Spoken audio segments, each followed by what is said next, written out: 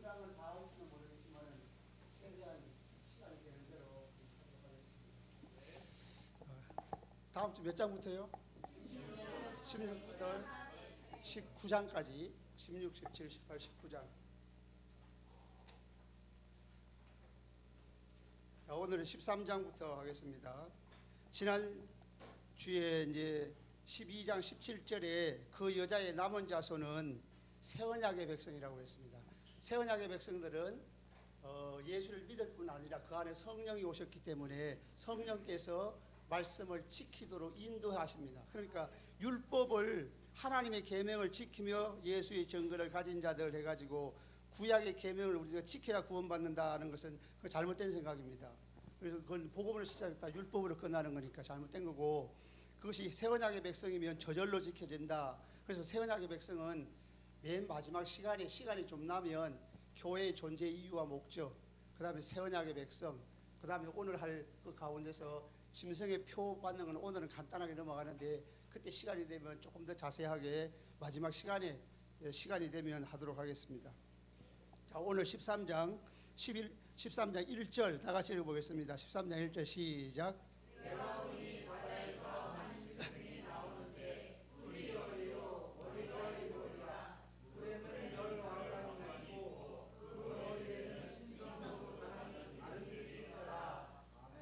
십 13장 1절에 바다에서 한 짐승이 나오죠. 그리고 이제 11절 읽어보겠습니다. 시작.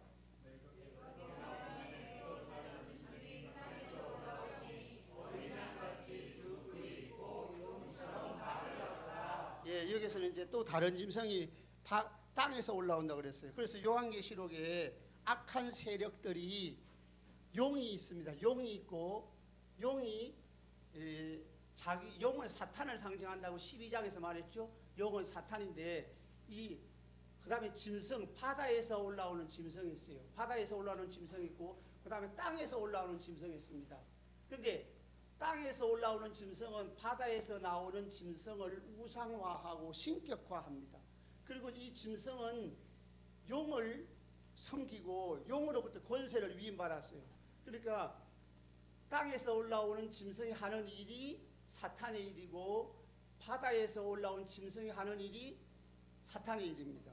그러니까 짐승의 표를 받는다고 말하면 사탄의 백성이 되는 것을 얘기하는 거예요. 그래서 1차적인 의미로 보면은 1차적인 의미에서 땅에서 올라오는 바다에서 나오는 짐승은 황제 권력이라고 말할 수 있습니다. 로마 황제 권력이고 그 다음에 땅에서 올라오는 짐승은 황제 권력을 우상화하는 그 시대의 분봉왕이라든지 지방장관이라든지 토속 세력들, 이런 세력들이 황제를 우상화하면서 신격화하면서 황제 신전을 만들어 가지고 그 타락한 황제 권력이 교회를 박해하는 세력이 유지되도록 하고, 그것이 하는 일은 결국은 용이 권세를 주었기 때문에 이 짐승이 하는 일, 황제가 하는 일은 곧 사탄의 일이다.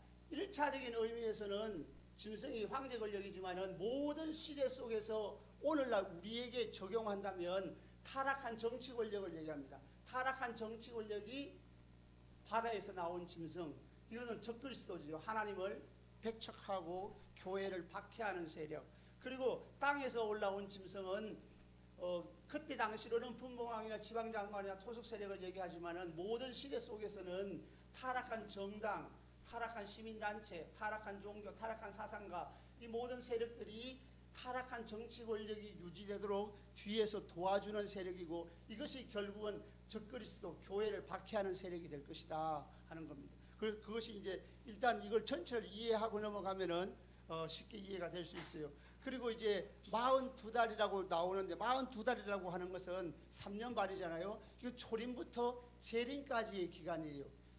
어떤 사람들이 말하는 것처럼 후 3년반, 전 3년 반이 있어가지고 전 3년 반에는 복음이 전파되고 후 3년 반에는 이제 이 13장의 이야기가 후 3년 반, 예수님 재림하기 전 3년 반에 있을 일이다. 그거 잘못된 겁니다.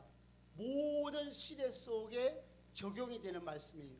1차적으로는 요한 당시 로마 세력 하에 있던 박해를 받던 그 시대의 사람들이고, 모든 시대 속에 적그리스도로 나오기 때문에 오늘 우리에게도 적용되는 말씀이고 장차 또 오는 교회들에게도 적용되는 말씀입니다. 자, 그러면은 13장 1절에 방금 우리가 읽었는데 바다에서 한 짐승이 나오는데 1차적으로는 황제 권력이고 모든 시대에서 타락한 정치 권력 적그리스도의 세력입니다. 그가 뿔이 열이요 머리가 일곱이라. 뿔이 열이라고 하는 건 힘이 있다는 것이고 머리가 일곱이라고 하는 것은 지혜가 있다는 말이에요. 그리고 그 뿔에 열 왕관이 있어요. 뿔에 왕관이 있다고 하는 말은 힘을 사용할 수 있는 권한이 있다. 하나님께서 허용된 범위 안에서 그 힘을 사용할 수 있다. 어떤 데 사용하냐면 자기 백성을 통치하고 교회를 박해하는 데에 그 힘을 사용한다는 거예요. 2절에 보면 이 짐승이 표범 같고 곰 같고 사자 같은데, 이 말은 해치는 세력이라는 거죠. 교회를 박해하고 해치는 세력이다. 용이 능력과 보좌와 권세를 주었다. 그러니까 용이 하고 싶은 일을 타락한 정치 권력 짐승이 하는 거예요. 그러니까 타락한 정치 권력이 어느 시대든지 막론하고 타락한 정치 권력이 교회를 박해하면 사탄이 하고 싶은 일을 대신해서 하는 존재, 즉 그리스도의 세력이다. 그런 말입니다. 3절 보면은 머리 하나가 상하여 죽게 된 것 같은데 상처가 나음에 사람들이 놀랍게 따르고 짐승을 따랐다 하는 말은, 머리 하나가 상하여 죽게 되었다고 하는 말은 예수님의 십자가를 얘기합니다. 예수님의 십자가를 모방하는 거예요.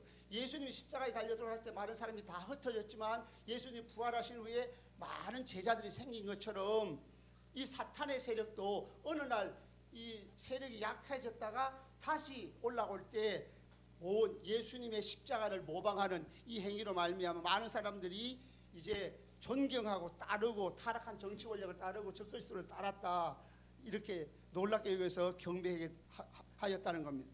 그 다음에 5절에 보면은 42달 동안 일할 권세는 방금 말씀드린 것처럼 이제 초림부터 재림 사이에 42달 3년 반은 어디서 나온 거라고 그랬어요? 어디서 채용한 거라고 그랬죠? 엘리야의 3년 반. 엘리야의 3년 반에서 나온 거예요. 저 다니엘서에 가서 그 전 3년 반 후 3년 반 나오는 건 그 잘못된 거예요. 그래서 모든 많은 그 무천년관쯤에 있는 신학자들, 특히 핸드릭슨 같은 주석가들은 이 42달이 3년 반, 이 3년 반은 엘리야의 3년 반인데 거기서 채용된 것인데, 이것은 엘리야의 3년 반은 두 가지 의미가 있다고 그랬어요. 또 하나님을 배반한 백성들에게는 비가 안 오는 재앙이 내리는 기간이고 선지자들에게는 고난받는 기간이에요. 그래서 초림부터 재림 이와 비슷하다는 거예요. 초림부터 재림까지 이 세상에는 재앙이 내리는 기간이고 성도들은 복음을 전파하고 믿음을 지키는 성도들에게는 박해를 받는 기간이다, 이하는 거예요. 그 42달 동안 일할 권세를 받았다. 그러니까 하나님이 허용한 범위 안에서 사탄이 활동한다는 뜻입니다. 그 다음에 6절에 가서 보면은 짐승 입을 벌려 하나님을 비방하고, 또 하반절에 하늘에 사는 자들을 비방하더라. 하늘에 사는 자는 누구라고 그랬습니까? 성도는 천상적 존재이거든요. 성도는 땅에 살고 있지만은 하늘에 속한 존재들이에요. 여러분은 지금 땅에 살고 있지만은 우리는 거듭나서 하나님의 생명, 그리스도의 생명으로 거듭나고 하나님의 자녀가 되어서 여러분이 하늘에, 에베소 2장 6절에 하늘에 앉히시니 그랬잖아요. 하늘에 앉은 자들. 그러니까 하늘에 사는 자를 비방했다는 말은 교회를 비방했다, 성도들을 비방했다 하는 거예요. 누가 그렇게 했어요?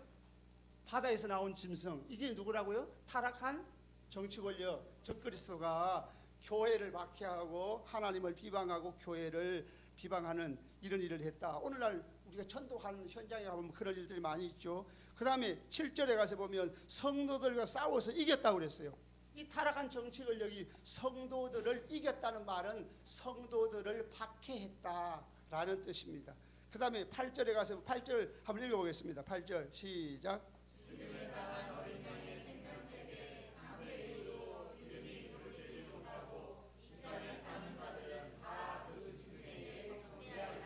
생명책에 기록되지 못한 자들은 불신자지요. 그 다음에 땅에 사는 자들이라는 표현도 불신자예요. 그러니까 불신자들은 모두 짐승에게 경배했다. 짐승에게, 그러니까 타락한 정치 권력을 따랐다는 거예요. 이 세상 사람들은 무엇이 목표입니까?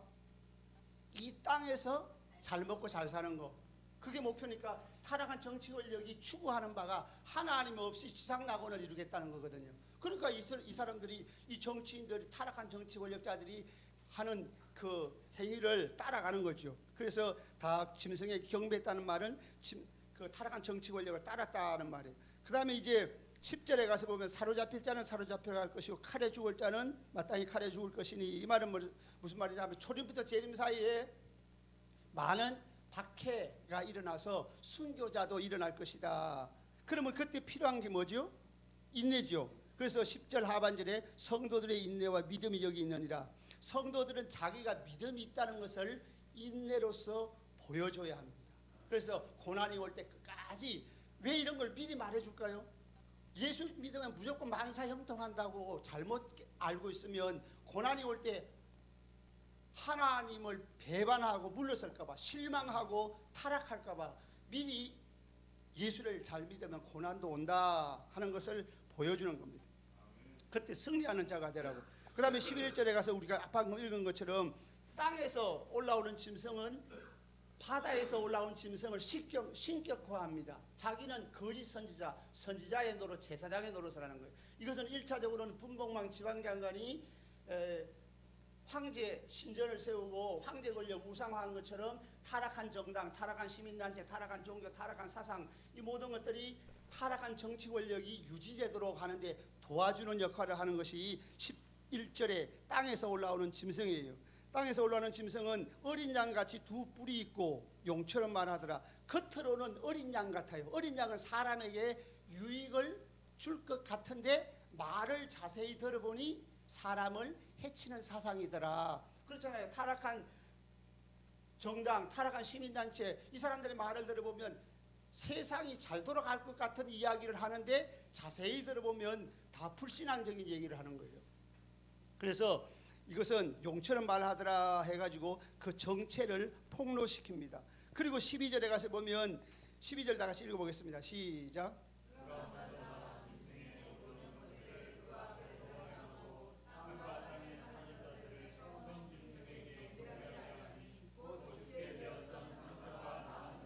예, 이게 무슨 말이냐면 타락한 정치 권력이 유지되도록 도와주면서 자기가 일정 부분 권세를 휘두르게 될 것이다 라는 것이고, 땅에 있는 많은 사람들을 짐승에게 경배하도록, 그러니까 타락한 정치 권력을 많은 백성들이, 많은 국민들이 따르도록 이렇게 조정하면서 자기는 타락한 정치 권력으로부터 일정 부분 세력을 위임받아가지고 권세를 행하더라 하는 거예요.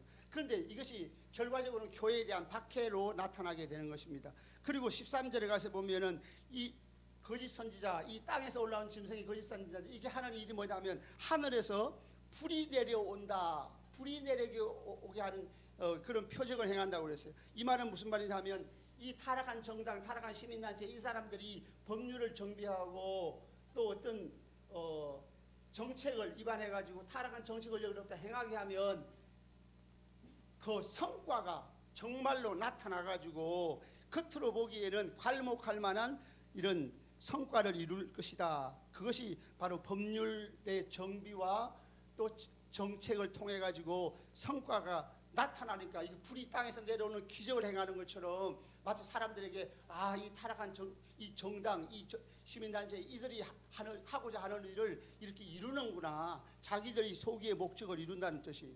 그 다음에 14절에 가서 보면 미혹에서 땅에 거하는 자들에게 짐승을 위하여 우상을 만들라 이렇게 말합니다. 짐승을 위하여 우상을 만들라고 하는 말은 짐승의 이상을 따르게 한다는 거예요. 다시 말하면 타락한 정치 권력의 이상을 따르도록 이 타락한 정당, 타락한 시민단체, 이런 존재들이 그 타락한 정치 권력의 이상을 따르도록, 그 이상이 뭐냐면 그게 우상이거든요. 하나님 없이 이룩할 지상낙원, 하나님 없이 누릴 세상의 부귀영화, 그게 우상입니다. 우상의 본질이에요. 우상의 본질이라고 하는 것은 어디 부처 앞에 가서 빌든지 고목나무 앞에 가서 빌든지 무엇을 섬기든지 간에 이 우상이라고 하는 존재는 뭐냐면 하나님 없이 이룩하는 하나님 없이 이룩하는 지상낙원, 하나님 없이 누릴 세상에서의 부귀영화, 그것이 곧 우상이거든요. 그래 그 우상을 만들라 하면 그는 정책과 법률을 정비하고 정책을 위반해가지고 그걸 집행하는 과정을 통해가지고 세상 사람들에게 지상낙원을 만들어주면서 부귀영화를 누리게 해주겠다. 그것이 타락한 정치 권력이 목표하는 바고 지향점이에요. 그것이 우상을 만들라 하는 거예요. 그 다음에 이제 15절에 가서 보면 우상에게 생기를 주어 말하게 했다고 그랬어요. 우상에게 생기를 주어 말하게 했다는 것은 이 짐승 자체가 상징이기 때문에 우상이 말했다는 것도 상징입니다. 어떤 사람들은 뭐 컴퓨터 뭐 무슨 뭐 AI 뭐 해가지고 이거 말하게 하는 그런 게 아니고, 짐승은 우상은 말을 할 수 있습니까? 없습니까? 말을 할 수 없죠? 우상은 말을 할 수 없는데, 말할 수 없는 존재가 말을 할 수 있다고 하는 것은 무슨 말이냐면 하나님의 주권에만 속했다고 생각되는 일들을 이 사람들이 해내는 거예요. 그러니까 불신자들이 볼 때 깜짝 놀라가지고 하나님 나 필요 없구나, 저 사람들의 말을 들어야 지상낙원이 이루어지고 저 사람들의 말을 들어야 부귀영화를 누릴 수 있겠구나, 이렇게 깜짝 놀랄 만큼 하나님의 불가능하다고 생각되는 일을 성취해낼 수 있다. 그때 사람들은 다 따르게 되고, 심지어 예수를 믿는 사람들조차도 마음이 무너지는 거예요. 우리가 믿음이 약한 사람들, 우리가 이렇게 정말로 하나님만 믿어가지고 이거 세상에서 나고자 되는 거 아니냐, 이럴 정도로 하나님의 주권에만 속했다고 우리가 설교를 듣는데 세상 사람들 그걸 해내는 거예요. 그러니까 사람들이 깜짝 놀라가지고 그 우상을 섬기게 되었다. 그리고 짐승의 우상에 경배하지 않는 자들은 몇이든지 다 죽이더라. 그러니까 타락한 정치 권력을 따르지 않는 존재들은 죽음, 그게 많은 순교자가 날 수도 있고, 그 다음에 16절에 가보면 오른손이나 이마에 표를 받게 하고 17절에 매매를 못하게 한다 그랬어요.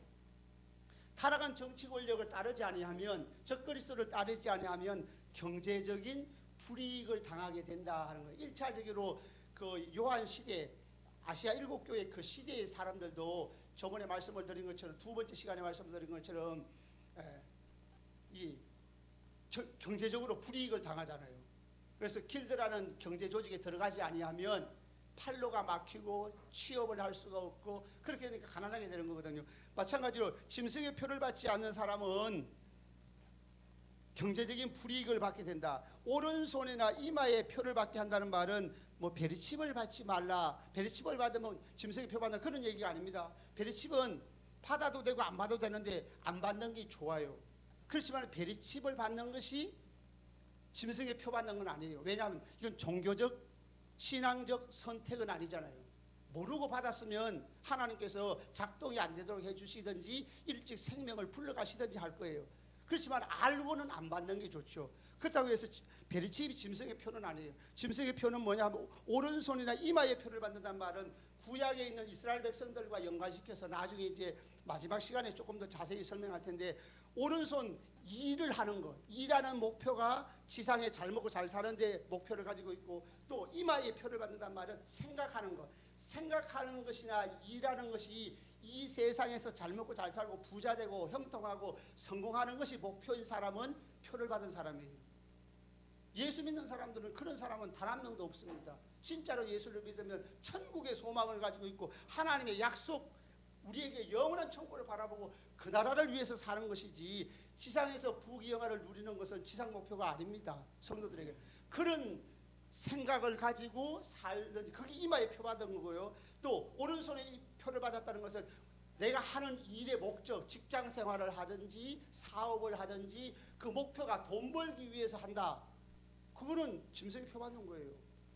그럼 우리는 직장 나가지 말고 일하지 말라, 뭐 사업도 하지 말라는 얘기예요. 처음에 그전에 말씀을 드렸지만은 그것은 보너스로 주는 겁니다. 그 삶의 현장이 뭐라고요? 선교 현장입니다. 전도하기 위해서 직장 생활하고 사업을 하는 거예요. 그걸 해야 사람을 만나죠. 직장 생활을 해야 사람을 만나고 사업을 해야 사람을 만나잖아요. 그것이 선교 현장이지, 돈을 버는 거는 하나님이 보너스로 주는 거예요. 그 돈 벌기 위해서 직장 생활을 하는 건 절대 아닙니다. 그 불신자들이 그렇게 하는 거지, 예수 믿는 사람은 이 근본적으로 생각이 바뀌어지는 거예요. 그래서 삶의 현장이 선교 현장이다, 이렇게 생각하면 돼요. 그래서 오른손이나 이마에 표를 받는다고 하는 말은 먹고 살기 위해서 잘 먹고 잘 사는 것 지상 목표이고, 일하는 것이 바로 그것이 지상 목표인 사람은 그 짐승의 표를 받는 거예요. 그래서 매매를 못하게 한다 하는 말이 아까 예를 경제적인 불이익을 당한다는 말인데, 그러면은 여기서 짐승의 표라는 말이 17절에 보면 17절 하반절에 이 표는 짐승의 이름이나 이름의 수라, 그리고 18절 하반절에 그의 수는 666이라. 그 말은 무슨 말이냐면 이 짐승의 표, 이 짐승의 표라는 것이 짐승의 이름이나 이름의 수 같은 거예요. 그 이름의 수가 666이더라. 그러니까 666을 받았다, 짐승의 수를 받았다, 짐승의 이름을 받았다, 짐승의 표를 받았다는 말은 같은 말이에요. 그러면 이 짐승의 표를 받으면 사탄의 백성이 되는 겁니다. 그러면 이 짐승의 표가 어디서 나왔냐 하면 하나님의 인침, 이 빨간 거칠수가 뒤에는 안 보일 것 같은데 하나님의 인침을 모방하는 겁니다. 하나님이 자기 백성들에게 인을 치잖아요. 인을 여러분은 다 인 받으셨죠? 빨간 인, 뭐 파란 인을 받은 게 아니고 도장을 받았다는 말은 성령이 임하셔서 예수를 믿었다는 뜻이에요. 예수님을 믿는 사람은 다 성령의 도장을 받은 거예요. 하나님의 임신 받은 거예요. 그러면은 오늘 이제 14장을 할 건데 14장에는 14만 4천 하나님 백성의 이름 이마에 하나님의 이름과 어린 양의 이름이 있다고 그래요. 하나님의 이름과 어린 양의 이름이 있다는 말은 짐승 하나님의 인침과 같은 뜻인데 이게 뭐냐면 하나님의 소유권을 얘기하는 거예요. 하나님의 소유된 백성, 하나님이 자기 백성 삼을 때에 하나님께서 자기 그 성도들의 이마에다가 하나님의 이름, 어린 양의 이름을 기록하고 성령으로 인을 쳐는 거거든요. 그 인침이나 이마에 하나님의 이름이 있다는 말은 같은 말인데 하나님 백성이 된다는 거예요. 그래서 하나님의 인침을 모방하는 것이 짐승이 자기 짐승의 표를 주는 건데 짐승의 표는 어떤 뭐 종이로 표를 준다든지 카드를 준다든지 어떤 뭐 베리칩을 받는 그런 게 아니고 짐승의 표 받는다는 말은 짐승의 이름을 받는다는 말, 이게 사탄의 백성 되는 거예요. 짐승의 이름 받는다는 말도. 그래서 짐승의 표는 그 이름이나 이름의 수라, 이름이나 이름의 수, 이름의 수가 666, 그 666을 받았다는 말이에요. 그러면 이게 무슨 말이냐면 666이라고 하는 말은 하나님을 만약에 숫자로 표현한다면 7일, 완전 숫자 7을 3번 할 거예요. 6이라는 숫자는 모자라는 숫자입니다. 완전 숫자 7에 부족한 숫자예요. 그 말은 무슨 말이냐면 사탄이 하는 일은 실패할 수밖에 없다. 그리고 실패하는데도 불구하고 인간에게 거짓으로 너희들에게 부귀영화를 약속해 주겠다. 지상 낙원을 내가 만들어주고 부귀영화를 누리게 해주겠다. 자기는 주권자도 아니면서 실패하는 숫자인데 자기들이 장담하면서 사람들에게 행복하게 해주겠다고 약속하니까 이게 거짓이잖아요. 그래서 666은 거짓의 숫자, 실패의 숫자. 곧 그것이 짐승의 표를 받는 거예요. 그러면 이게 무슨 말이냐면 666을 받았다, 짐승의 표를 받았다고 하는 말은 세상과 타협하는 걸 얘기합니다. 다시 말하면 성도가 하나님의 약속에만 귀를 기울이고 믿고 살아야 하는데 세상과 타협하는 거예요. 적당하게. 내가 예수를 믿더라도 세상에서 나고자는 안 돼야지. 내가 예수를 믿더라도 물질의 손해는 안 볼 거야. 이런 식으로 세상과 타협하는 거예요. 세상과 타협하는 건 재물과 타협하는 거예요. 돈 문제에 걸려 넘어지는 겁니다. 그리고 정욕과 육체의 정욕, 죄와의 타협, 사탄과의 타협이. 그래서 세상과 타협하고 재물과 타협하는 것이 짐승의 표 받는 거예요. 그 짐승의 표는 모든 시대 속에 주는 겁니다. 예수님 오시기 직전에 3년 반 혹은 7년에 주는 게 아니고 초림부터 재림 사이에 모든 성도들이 겪는 문제고, 세상 사람들은 표를 이미 다 받은 사람들이에요.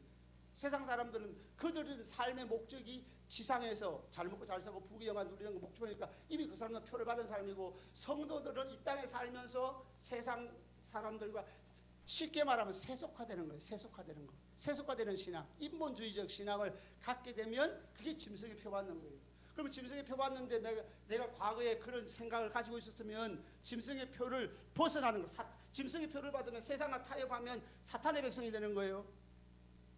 그러면 사탄의 백성이 됐으면은 벗어나는 길은 뭐예요? 회개하면 되는 거죠.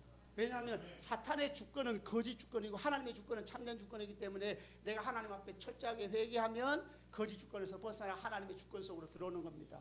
그러니까 세상과의 타협. 그래서 18절에 보면은 지혜가 여기 있으니 총명한 자는 짐승의 수를 세어보라. 그것은 사람의 수다. 사람의 수라고 해서 뭐 네로라든지 뭐 도미티안이라든지 옛날에 키신저라든지 어떤 사람을 찾으라 소리가 아니고, 사람의 수라는 의미는 사람을 행복하게 해주겠다고 속이는 수라는 뜻이에요.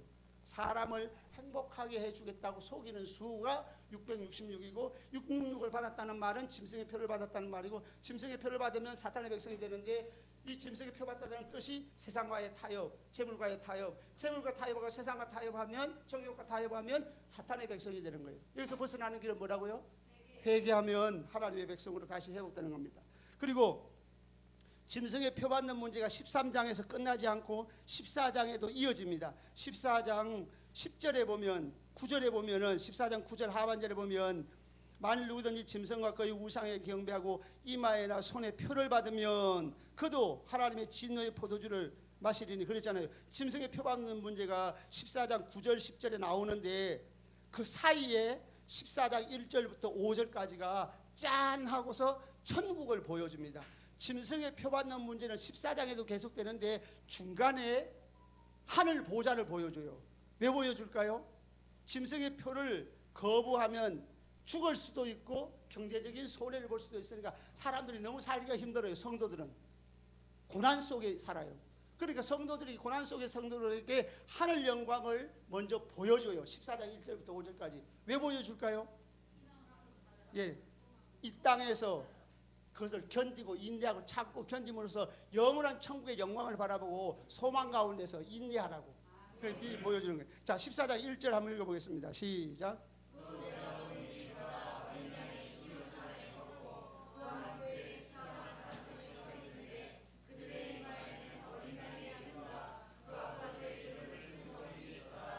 예, 그 이마에는 뭐가 있어요? 하나님의 어린 양의 이름과 아버지의 이름을 쓴 것이 있다. 어린 양이 시온산에 있다는 말, 이 시온산은 3절에 보면 그들이 보좌 앞과 그랬죠. 그러니까 보좌 앞이 시온산을 설명하는 거예요. 그러니까 어린 양이 시온산에 있다는 말은 보좌 앞에 있다는 말이니까 천국이라는 뜻이에요. 하늘 보좌 앞에 지금 어린 양 예수님이 서 있는데 그 14만 4천이 서 있어요. 14만 4천이 서 있는데 14만 4천이 하나님을 찬양하는데 이 14만 4천이 어떤 사람들이냐 하면은 3절에 보면 보좌과 내 생물 장로들 앞에서 새 노래를 부르니 땅에서 속량을 받은 14만 4천 밖에는 능히 이 노래를 배울 자가 없더라. 새 노래는 무슨 노래라고 그랬죠? 구원의 노래, 구속의 노래예요. 그러니까 14만 4천만 새 노래를 부를 수 있다. 14만 4천 밖에는 구원의 노래를 부를 자가 없다는 말은 14만 4천만 천국 간다는 말이에요. 그러면 14만 4천이 상징적인 숫자라는 뜻이거든요. 그러면 초림부터 재림까지 성경 전체적으로 보면 아담 이후로 모든 구원받은 자들을 포함하는 상징적인 숫자가 14만 4천이라는 뜻이에요. 그래서 여러분도 14만 4천에 속해 있는 거예요. 모든 구원받은 자가. 그래서 7장에서 각 나라와 족속과 백성과 방언에서 아무도 능히 셀 수 없는 큰 무리, 그 많은 모든 구원받은 자를 상징적으로 14만 4천이다. 실제적인 숫자가 아니죠. 그래서 14만 4천 속에 구원받은 모든 성도가 포함되어 있다는 뜻이고, 그래서 그들의 이마에는 다시 1절로 가서 그들의 이마에는 어린 양의 이름과 아버지의 이름을 쓴 것이 있더라. 이름을 썼다고 하는 소유권입니다. 인침과 같은 뜻이에요. 하나님의 인침도 소유권이고 하나님의 이름을 이마에 기록했다고 하는 말도 하나님의 소유된 백성이 되었다는 뜻이에요. 그럼 하나님의 이름이 있다는 것은 하나님의 소유된 백성이 되고 하나님의 자녀가 되었다. 그 다음에 어린 양의 이름이 있다는 것은 그리스도의 신부로서 구원받은 자들이다라는 뜻입니다. 그리고 하나님을 찬양합니다. 2절에서 아주 많은 물소리, 물의 소리와 검은고 타는 자들의 그 소리와 같은 그런 아름다운 소리로, 우랑찬 소리로 하나님을 찬양했다. 그리고 그 사람들의 특징이 있습니다. 그 사람의 특징은 뭐냐? 14만 4천 구원받은 자를 천국에서 하나님을 구원의 노래를 부르는 그 찬양하는 14만 4천 구원받은 성도들의 특징 4절입니다. 4절 읽어보겠습니다. 시작.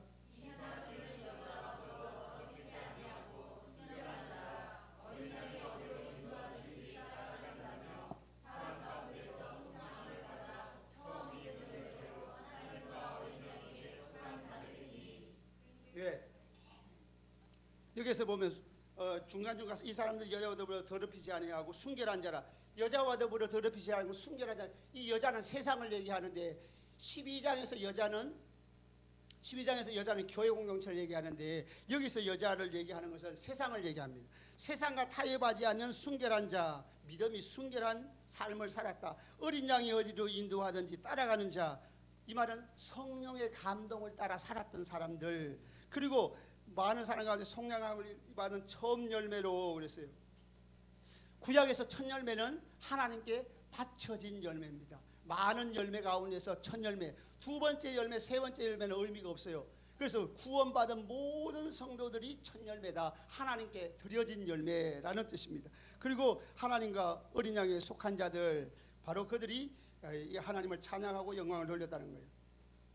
그 다음에 이제 6절과 7절은 믿지 않는 자들에게 예수를 믿어라, 하나님을 섬겨라 하는 말이고, 8절은 무너졌도다 무너졌도다 큰 성 바벨론이여 세상이 심판받은 것을 선언합니다. 아직까지 무너지지 않았는데도 무너졌도다 하고 부정각으로 표현하는 것은 하나님이 주권자이기 때문에 하나님의 계획은 틀림없이 그대로 이루어지니까 이미 무너진 것으로 선언을 해버리는 거예요. 그 다음에 9절, 10절, 11절은 믿는 성도 가운데서 믿음이 약한 자에게 하는 말씀이에요. 무슨 말이냐면, 너희들이 고난이 힘들다고 세상과 타협하면, 짐승의 표를 받으면, 그 말이에요. 짐승의 표를 받으면 고난이 힘들다고, 어렵다고, 힘들다고 세상과 타협하면 너희들도 여전히 처음부터 예수를 안 믿었던 사람들처럼 불못에 들어가게 될 것이니 절대로 세상과 타협하지 말아라 하는 것이 9절, 10절, 11절입니다. 그 다음에 그 사람들은 이제 영원한 불못에 들어가게 되는데, 세상과 타협하면 12절은 뭐냐면, 성도들의 인내가 여기 있나니 그들은 하나님의 계명과 예수에 대한 믿음을 지키는 자라. 그러니까 성도들의 인내가, 고난이 올 때는 인내가 필요하다. 그리고 그 믿음을 지킬 수 있는 사람은 그 새 언약의 백성이라. 이것도 12장 17절과 같이 하나님의 계명과 예수에 대한 믿음을 지키는 자. 계명을 지키는 것, 구약 계명을 지킨다는 뜻이 아니고 새 언약의 백성이 되면 성령이 오셔서 예수를 믿게 하고 성령의 인도함을 따라 살면 계명은 저절로 지키게 되는 겁니다. 예, 그건 나중에 이제 새 언약의 백성을 나중에 설명을 하고, 그 다음에 이제 그러면 계속해서 인내하고 또 인내하고 또 인내하다가 마지막에는 붙잡혀 가가지고 죽을 수도 있고 고문을 받을 수도 있고 순교를 당할 수도 있죠. 그러면 죽으면 끝인데 손해 보는 것 아닙니까? 아니에요. 그것이 13절에 보면 주 안에서 죽는 자들은 복이 있도다. 주 안에서 죽는 자들은 그것이 순교를 당한다 하더라도 실패자도 아니고 천국 가서 손해를 보는 것도 아니고 불이익을 당하는 것도 아니다. 주 안에서 죽는 자는 복이 있다. 그리고 안식한다. 수고를 거치고 쉬리니 안식하기 때문에 절대 죽음을 두려워하지 말아라. 그 다음에 이제 14절부터 20절까지는 예수님의 재림입니다. 예수님의 재림이 14절, 15절, 16절은 재림하실 때 성도들의 구원에 대하여 말해주고, 17절부터 마지막 절까지는 불신자에 대한 심판을 얘기합니다. 그리고 이 부분이 예수님의 재림하는 부분이에요. 그러니까 재림이 중간중간에 나와요. 일곱째 인을 뗄 때나 일곱째 나팔을 불 때 다 재림이었는데, 또 이 본문도 재림이고, 또 다음에 16장의 마지막에 가서도 일곱째 대접을 쏟을 때 재림이, 초림과 재림이 몇 번 반복된다고 그랬어요? 7번이 반복이 돼요. 초림부터 재림, 초림부터 재림. 그런데 다양한 관점에서 관점이 달라요. 똑같은 얘기를 7번 반복하는 게 아니고 초림부터 재림의 어떤 주제를 가지고 또 다른 주제를 가지고 또 다른 주제를 가지고 초림부터 재림까지 반복이 되는 겁니다. 그래서 14절에 보면 14절 1절에 보면 14절에 보면은 흰 구름이 있고 구름 위에 인자와 같으니, 인자는 바로 예수님, 메시아이신 예수님께서 재림하시는 모습이에요. 구름 위에 인자가 앉아 계십니다. 그런데 검면류관이 있어요. 검면류관이 있다는 말은 승리했다. 면류관은 여기는 스테파노스거든요. 승리자의 관을 예수님이 쓰시고 있어요. 그 말은 예수님께서 메시아로서, 메시아 대장군으로서 자기 택한 백성들을 모두 악한 자들을 사탄으로부터 건져냈다, 승리하셨다 하는 뜻입니다. 그리고 하반절에 예리한, 손에 예리한 낫을 가졌더라. 예리한 낫을 가졌다면 단 한 명도 예외가 없이 모두 구원의 완성에 이르게 하실 것이다. 단 한 명도 빠뜨리지 않을 것이다. 철저한 구원을 얘기합니다. 그 다음에 15절은 곡식이 다 익어 거둘 때가 되었다 하는 말은 택한 백성들이 모두 돌아왔고 살아있는 성도들도 믿음을 지켰으니 예수님 재림할 때가 되었다. 그 다음에 16절에 땅의 휘두름에 땅에 곡식이 거두어지니라. 그래서 예수님 재림하시고 모든 성도들 곡식을 거두어가지고 천국 곳간에 들이신다 하는 뜻입니다. 그 다음에 17절은 이제 예수님 재림할 때 세상에 대한 심판입니다. 17절을 읽어보겠습니다. 17절 시작.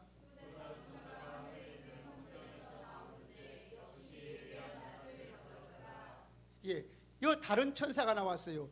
어디서 나옵니까? 성전에서 나왔어요. 세상에 대한 심판, 마지막 최종적인 심판은 천사가 하는 모습으로 나와요. 성도들의 구원은 예수님이 직접 하시는 모습으로 나오시고, 또 세상에 대한 심판은 천사가 대리로 행하는 것으로 나옵니다. 성전에서 나왔다는 말은 하나님의 뜻을 집행하는, 세상에 대한 심판이 하나님의 뜻을 집행하는 일이다. 여기도 역시 예리한 낯을 가졌는데 한 명도 빠짐없이 불신자는 모두 철저한 심판을 받게 될 것이다. 그 다음에 18절에 불을 다스리는 천사가 나와가지고 예르게 하는데, 불을 다스리는 천사가 나왔다는 말은 포도송이를 거두어서 포도즙 틀에 넣어서 밟았는데, 이 이야기가, 이 심판에 대한 이야기가 실제적으로는 불심판을 얘기한다 하는 암시적인 표현으로 불을 다스리는 천사가 나왔어요. 그리고 18절에 하반절에 보면 포도송이를 거두어서, 포도가 익었다, 죄가 가득 차가지고 더 이상 하나님의 진노를 피할 수 없을 때에 예수님 재림하셔서 그들을 심판하신다는, 죄가 가득 찼다는 뜻입니다. 19절에 가서 보면 포도를 거두어 가지고 진노의 포도주틀에 던졌어요. 그리고 20절에 던져가지고 밟으니까 뭐가 나왔습니까? 피가 나왔어요. 포도를 넣고 밟으면 포도즙이 나와야 되는데 피가 나왔다는 말은 이 포도송이가 불신자를 상징하는 거예요. 불신자를 심판하니 피가 낭자했는데 어느 정도냐 하면 그 피가 말굴레까지 닿았다. 그러니까 피가 바닥에만 이렇게 스며든 것이 아니고 철철 넘쳐가지고 말굴레까지 닿았고, 그것이 얼만큼 퍼졌어요? 1600 스타디온에 퍼졌더라. 1600 스타디온은 1601까지는 안 가고 1559보다는 많다는 뜻이 아니고 1600 스타디온도 상징입니다. 1600은 4 곱하기 4 곱하기 10 곱하기 10이잖아요. 4라는 것은 세상 구석구석 단 한 명도 예외 없이 모든 불신자가 심판받았다라는 뜻이에요. 그 다음에 이제 여기까지 13장 14장 12장 13장 14장이 초림부터 재림까지 하면 끝나요. 그 다음에 15장부터 16장이 또 초림부터 재림입니다. 15장부터 16장이 세상에 대한 재앙인데, 15장은 재앙을 받지 않을 사람을 먼저 보여주고 그 다음에 대접 재앙을 준비하는 내용이고, 16장은 대접 재앙이 쏟아지는 내용이에요. 자, 그러면 15장의 1절에 보면은 대접을 7 천사가 7 재앙을 가졌는데, 마지막 재앙이라 하나님의 진노가 이것으로 마치려다. 대접을 쏟을 때 일어나는 재앙, 쉽게 말하면 대접 재앙은 마지막 재앙인데, 이것으로 마치리로다 하는 말이 헬라어로 텔레오라는 말이 완성하다라는 뜻이에요. 이것으로 완성한다. 그 말은 무슨 말이냐면 그냥 대접 재앙이 마지막에 있으니까 그것이 끝이다 하는 뜻이 아니라, 나팔 재앙에서 시작된 재앙이 대접 재앙으로 완성이 된다. 그러니까 첫째 나팔을 불 때에 시작된 재앙이 첫째 대접을 쏠 때 완성이 되고, 둘째 나팔을 불 때 시작된 재앙이 둘째 대접을 쏠 때 완성이 된다. 그런 뜻이에요. 그런 뜻인데, 그것이 초림부터 재림까지 한 번 쭉 되는 것이 아니고 계속 반복되고 심화되고 그렇게 나가는 거예요. 첫째 재앙도 초림부터 재림이고 두 번째 재앙도 초림부터 재림이고 이런 식입니다. 그리고 이제 이것으로 완성된다는 뜻이고, 그 다음에 2절부터 3절 4절까지는 재앙을 받지 않을 사람이 나오는데, 그게 보면은 유리바닷가, 2절을 읽어보겠습니다. 2절 다 같이 시작.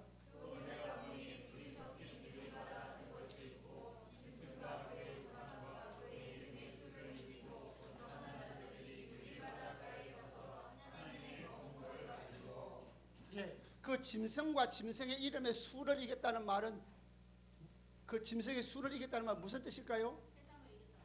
세상을 이겼는데 세상과 뭘 안 했다는 거예요? 타협하지 않았다는 거예요. 순결한 믿음을 지켰다. 그러니까 짐승과 짐승의 우상에게 경배하지 않는 자들, 짐승의 수를 벗어난 자들, 이기고 벗어난 자들이 유리바닷가에 있었다는 말은 이제 하나님 나라에 들어갔다는 말인데, 마치 이거와 같은 거예요. 이스라엘 백성들이 홍해를 건너가가지고 이스라엘 백성들은 건넜지만은 애굽 군대들은 수장이 됐죠. 홍해를 건너고 난 뒤에 모세가 하나님 앞에 구원의 노래를 하는데, 마치 이와 같이 이 세상의 모든 고난을 다 견디고 나서 믿음을 지키고 천국에 들어갔다는 뜻이고, 그리고 그 유리바다가에 있어서 하나님을 찬양하는데, 그 유리바다를 어떻게 표현하는가 하면 2절 그 상반절에 불이 섞인 유리바다. 유리바다는 순결한 믿음을 지켰다는 건데 불이 섞였다는 말은 불같은 시험을 이기고 믿음을 지켰다. 순결한 믿음을 지켰다는 뜻이. 그 다음에 이제 3절과 4절의 하나님을 찬양하는데 하나님의 일이 주의 일이 의롭고 참되시다. 그 말은 무슨 말이냐 하면은 세상에 대한 심판도 공의로우신 심판이고 성도들을 구원하신 것도 하나님의 공의로운 처사이시고 또 거룩한 일이시고 의로우신 일이십니다. 그 다음에 4절 하반절에 보면 만국이 와서 주께 경배하리이다. 만국은 여기서 만국은 불신자를 얘기하는 게 아니에요. 만국이 요한계시록에서 세 가지 의미로 쓰입니다. 첫 번째는 불신자를 지칭할 때 만국이 있고, 그 다음에 복음을 전해야 될 대상으로서의 만국이 있고, 만국 가운데서 예수를 믿고 돌아온 만국이 있어요. 첫째는 무슨 만국이 있다고요? 불신자.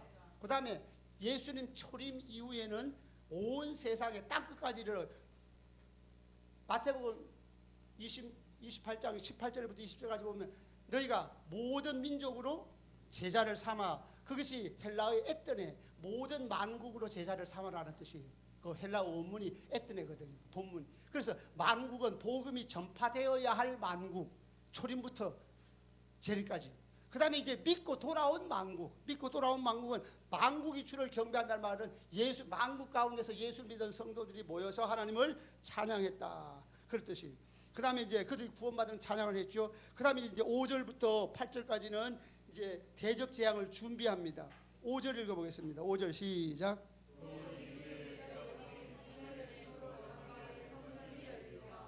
예, 정그 장막의 성전이 열리면 이단 가운데서 정그 장막 성전 하는 거 들어보셨죠? 이단들이 얘기하는데 여기서 정그 장막의 성전이라는 말은 무슨 말이냐면 정그 장막은 정그궤가 있는 장막.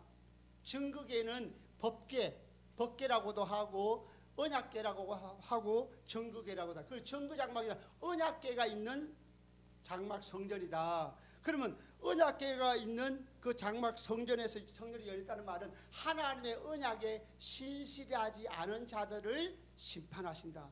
그러면 불신자들은 무슨 언약을 맺었어요? 이게 창조 언약입니다. 다시 말하면 창세기 우리가 보통 문화명령이라고 하기도 하고 또 행위 명령이라고도 하고 또 행위 언약이라고도 하고 여러 가지 표현하는데, 그거를 이제 신학자들은 묶어가지고 창조 언약이라고 합니다. 창조 언약은 하나님 백성됨의 약정이에요. 하나님이 인류를 창조할 때는 하나님이 자기 백성 되겠다는 약정을 한 거예요. 근데 인류가 하나님을 배반하는 것은 하나님의, 그렇게 불신자들은 다 하나님의 언약을, 하나님 백성됨의 약정을 저버렸잖아요. 그래서 언약에 신실하지 않은 모든 자들에 대한 심판이다, 그런 뜻입니다. 그 다음에 6절에 가서 7 천사가 성전으로부터 나와, 성전부터 천사가 나왔다는 말은 이 천사가 시행하는 대접을 쏟을 때 일어나는 재앙이 하나님의 뜻을 집행하는 일이다. 그 다음에 세마포를 옷을 입고 가슴에 검띠를 댔다는 제사장의 모습이지요. 제사장의 모습이라는 거 하는 것은 이 재앙이, 심판의 재앙이 제의적인 심판이다라는 뜻이. 그 다음에 7절에 가서 네 생물 중 하나가 진노를 가득히 담은 검대접 7을 또 천사들에게 나누어 주었는데, 그리고 8절에 보면 연기가 성전에 가득 차가지고 아무도 들어갈 자가 없더라. 이 말은 무슨 말이냐 하면 재앙이 이제 곧 쏟아질 것인데 하나님 앞에 재앙을 좀 멈추어 주십시오라고 중보기도도 하지 못할 만큼 하나님의 뜻이 확고하다. 불신자에게 내리는 재앙이 틀림없다는 거예요. 자, 15장까지 한다고 했는데 16장을 좀 해야 될 것 같아요. 왜냐하면 다음에 밀릴 일이 많아가지고 16장 가서 이제 대접을 쏟습니다. 대접은 무슨 의미가 있다고 그랬어요? 완성의 의미가 있어요. 에케오라는 말이, 나팔을 불 때는 나팔을 부은다, 살피죠라는 말은, 부은다고 하는 말은 어떤 일을 시작할 때에 나팔을 불어요. 그래서 재앙도 시작할 때, 그래서 나팔 재앙은 시작이고 대접 재앙은 완성입니다. 그 대접을 쏟으면, 대접 쏟는 것은 그것은 진행이고 다 쏟으면 마감 완성이죠. 그래서 마지막 완성되는 재앙인데, 자, 첫째 한번 읽어보겠습니다. 16장 2절 시작.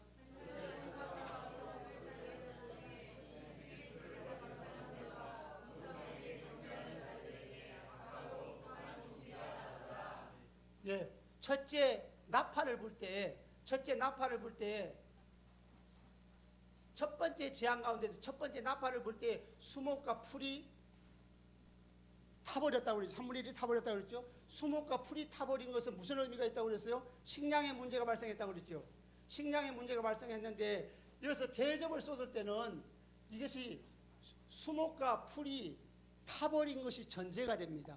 타버렸으니까, 수목과 풀이 타버렸으면은 거기는 환경이 피폐하게 됐죠. 그래서 또 육체적인 질병까지, 육체 질병까지 오게 됐다는 거예요. 그래서 이것이 시작과 완성의 관점에서 첫째 나팔을 불 때에 시작된 재앙이 첫째 대접을 쏠 때 완성이 되는 거예요. 그래서 수목과 풀이, 이 풀은 코르토스라고 그래서, 코르토스 이거 식량, 먹이, 풀, 그러니까 3분의 1이 훼손되면 식량 문제가 발생해가지고 심각한 문제가 발생했는데, 이런 수목과 풀이 훼손되면 육체적인 질병까지 온다. 그래서 이제 그 불신자에게 오는 것이 이제 독한 종기가 났다. 두 번째 천사가 대접을 바다에 쏟으니까 모든 생물이 죽었다 그랬어요.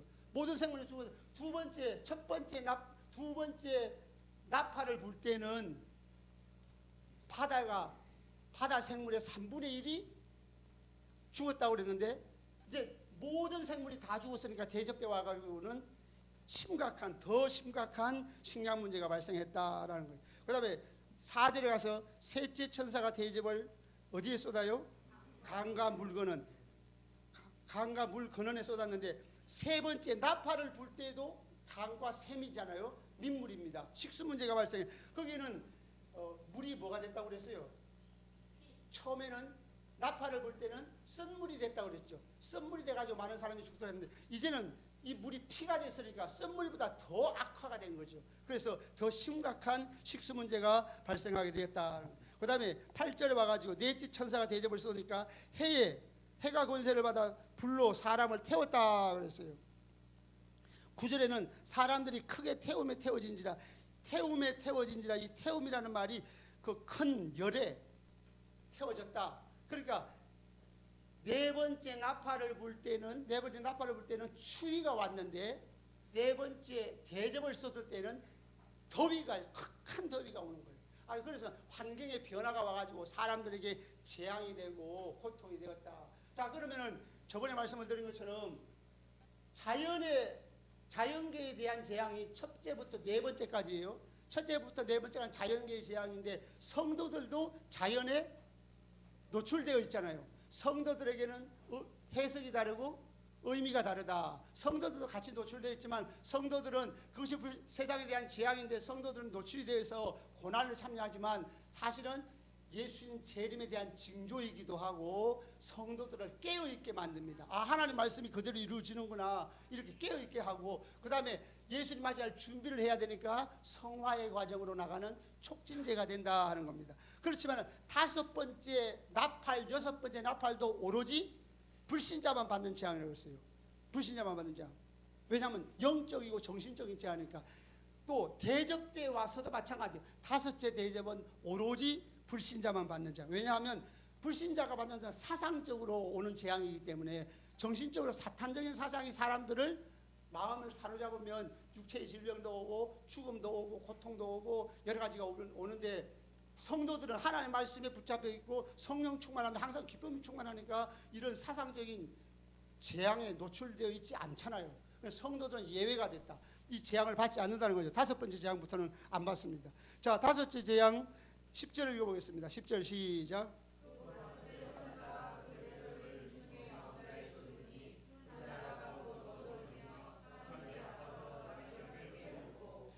여기에 보면은 그 나라가 어두워졌다는 것은 악한적인 사상이 온 세상에 퍼져서 영적으로, 심령적으로 어두워졌다. 그 사탄적인 사상이 온 세상에 두루 퍼져 편만하게 퍼져서 어두워졌다는 말인데, 다섯째 나팔을 불 때는 황충을 통해 가지고 더러운 영, 악한 영, 귀신과 거기에 쓰임받는 열심 있는 불신자들이 퍼뜨리는 사상인데, 다섯 번째 대접을 쏟을 때는 짐승의 왕자에 쏟았다고 하죠.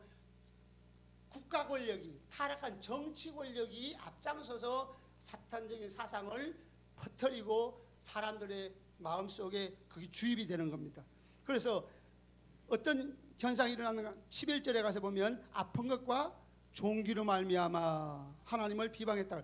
다시 말하면은 대접을 쏟을 때는 악한적인 사상이 가득 차니까 다섯 번째 나팔을 불 때는 정신적으로 고통만 왔는데 정신적인 고통이 심하면 어디까지 와요? 육체적인 질병까지 오죠. 그래서 이제 다섯 번째 대접을 쏠 때는 여기 보면 아픈 것과 종기, 그래서 그 육체적인 질병까지 악한 사상이 정신적으로 너무 빠져버리면은 결국은 이 육체적인 질병까지 왔다는 거예요. 그 다음에 12절에는 여섯 번째 재앙입니다. 여섯 번째 재앙은 뭐냐 하면 악한 사탄이 공격의 화살을 교회로 돌리는 거예요. 원래 재앙은 악한 사탄이 자기 백성을 괴롭히는 것이 재앙이라고 그랬어요. 그래서 제가 전쟁이 세 가지가 있다고 그랬죠. 첫 번째는 교회가 주도적으로 일으키는 전쟁은 복음의 전쟁입니다. 전도하는 거예요. 첫 번째 인, 그 다음에 11장의 두 증인이 하는 사역들, 이거는 영적인 전쟁인데 교회가 일으키는 전쟁이고, 사탄이 일으키는 전쟁이 두 가지가 있는데 그 대상에 따라 달라요. 사탄이 주도적으로 일으키는데 자기 백성을 괴롭히면 재앙이고, 사탄이 공격의 화살을 교회로 향하면 교회에 대한 박해가 일어나는 거예요. 그런데 교회에 대한 박해는 자기들의 몰락을 가져옵니다. 예수님의 재림을 불러오는 박해가 되는 거예요. 그래서 재앙이 된다 하는 거예요. 자, 그러면 다시 한번 12절 읽어보겠습니다. 12절 읽어봤습니까? 안 읽었죠? 예, 12절 읽어보겠습니다. 12절 시작.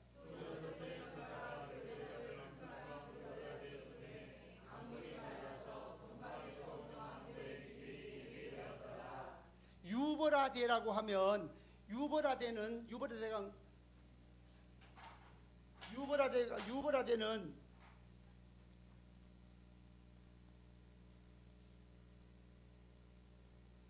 유브라데강이 있는데, 유브라데강 서편에는 이스라엘이 있어요. 이스라엘이 있는데, 이스라엘이 솔로몬 시대 때에 유브라데강, 애국강에서부터 유브라데강까지 통치의 영역입니다. 솔로몬 왕이 그 다른 지역의 왕들도 다스렸어요. 그래서 통치의 영역이 유브라데강 서편은 이스라엘은 하나님의 백성이고, 이거는 교회 공동체를 얘기하는 거예요. 그 다음에 유브라데강 서편은 아수르, 바벨론, 하나님을 대적하는 세력이 있죠. 이것은 서편에는 결국은 세상을 얘기합니다. 그래서 유브라데강은 세상과 교회, 하나님 백성을 구분짓는 경계선입니다. 유브라데강이 말라가지고 동방에서 오는 왕들의 길이 예비됐다는 말은 하나님과 교회 사이에 경계선이 허물어져가지고 세상이 교회를 공격할 근거가 마련됐다. 쉽게 말한다면은, 예를 든다면, 이게 뭐 꼭 그렇다는 얘기는 아니에요. 예를 들어서 차별금지법이 온 지구상에 있는 모든 나라 가운데서 강력하게 추진되면 교회는 갈 곳이 없어요. 숨을 곳이 없습니다. 박해를 받아갈 숨을 곳이 없어요. 동성애라든지 차별금지법이 모든 나라에 다 통과되고, 국가에서 다 통과되고, 그것을 강력하게 시행한다고 하면 우리가 설교하는 것도 차별하는 것이 되고, 예수 믿고 천국 가라는 말도 못하게 되는 거예요. 그렇게 되면 교회가 말하자면 세상이 교회를 공격할 근거가 마련, 그러니까 차별금지법보다 더 큰, 더 강력한 어떤 것이 나타날 수도 있어요. 그래서 강물이 말라서 동방에서 오는 왕들의 길이 예배됐다. 동방은 바로 유브라데강 동쪽, 그러니까 아수르와 바벨론을 상징하는, 이것은 세상입니다. 세상, 하나님을 반대하는 세상이 교회, 이스라엘, 영적으로 말하면 신약적인 의미는 교회, 세상이 교회를 공격할 근거가 마련됐다라는 뜻이에요. 그 다음에 13절에는 개구리 같은 새 더러운 영이 짐승의 입과 거짓 선자 입에서, 용의 입에서 나왔다고 하는 말은, 이들이 서로 사탄이 주도적으로 이렇게 가지고 더 악한 영들이 세상 정치 지도자들, 그들에게 서로 설득을 해가지고 하나의 세력으로 만들었다는 거예요. 그리고 14절 읽어보겠습니다. 14절 시작.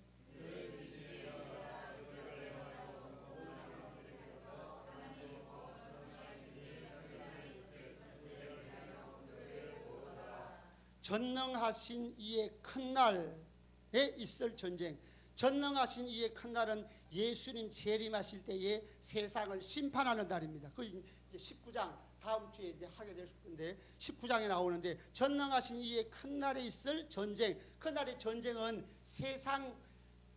세상이 교회에 대한 전면적인 박해를 시작하는 전쟁인데, 전쟁을 시작할 즈음에 예수님이 재림하셔서 그들을 완전히 멸해버리는 거예요. 그날을 준비하는 거예요. 누가 준비해요? 악한 자들이 자기 죽을지 모르고 지금 교회에 대한 전면적인 박해를 시작할 즈음에 예수님 재림하시는데, 그 전능하신 이의 큰 날이 있을 전쟁을 위하여 그들을 모으더라. 그러니까 온 세상의 모든 정치 지도자들을 하나로 묶어요. 근데 지금은 묶을 수가 없죠.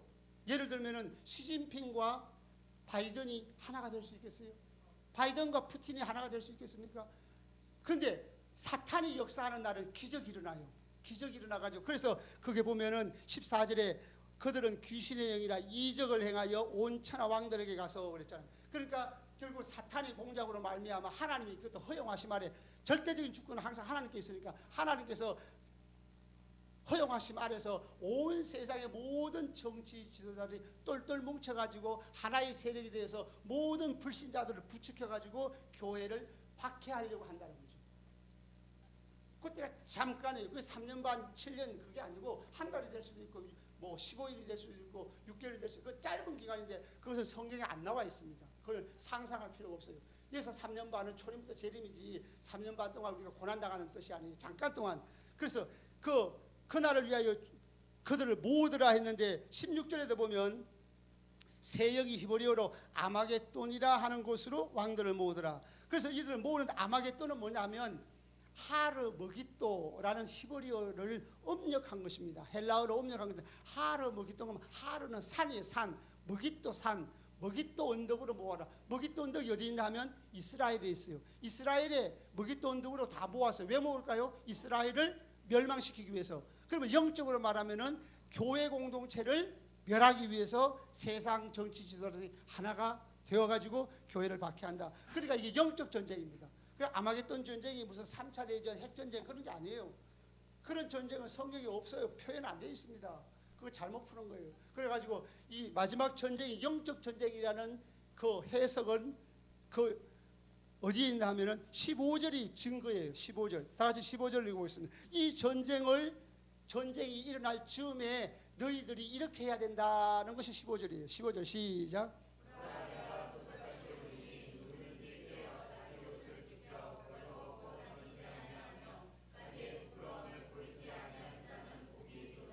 도둑같이 온다는 말은 속히 온다는, 언제 올지 모른다는 거예요. 짧은 기간이라는 거죠. 그러니까 너희들이 고난은 금방 지나갈 것이니까, 도둑같이 올 것이니까 너희들이 너무 걱정하지 말아라는 거예요. 깨어 자기 옷을 지켜. 옷은 성도들의 행위, 삶입니다. 옷을 지키란 말은 너희들이 고난이 두려워서 세상과 타협하지 말아라는 거예요. 세상과 타협하지 말아라. 세상과 타협하면 짐승의 표를 받으면 이 고난에서 제외가 될 수 있지만, 그러나 짐승과 타협하는 그것이 벌거벗고 다니는 것처럼 자기 부끄러움을 보이는 것이니까, 예수님 재림이 금방 올 것이니까 너희들이 고난을 당할 때에 끝까지 인내한다면 너희들이 모두 승리자가 될 것이다 라는 거예요. 아멘. 여기까지 하겠습니다 오늘.